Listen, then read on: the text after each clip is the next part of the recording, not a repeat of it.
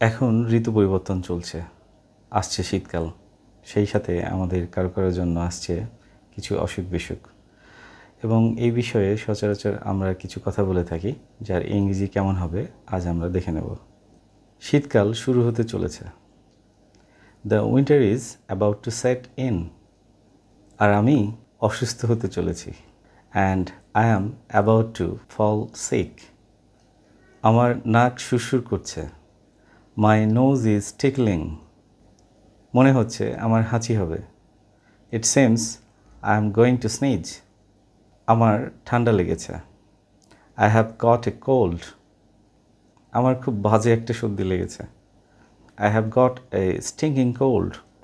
আমার নাক দিয়ে পানি ঝরছে। My nose is running. মাঝে মাঝে আমার নাক বন্ধ হয়ে আসছে। At times my nose is getting blocked.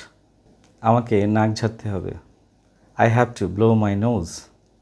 একটা টিস্যু দিয়ে নাকটা মুছে নিই। I wipe my nose with a tissue. আমার হালকা কাশিও আছে। I have also a mild cough. আমাদের মুখ ঢেকে কাশি দেওয়া উচিত। We should cough covering our mouth. শীতকালে আমাদের অবশ্যই সতর্ক থাকা উচিত। We had better remain alert in winter.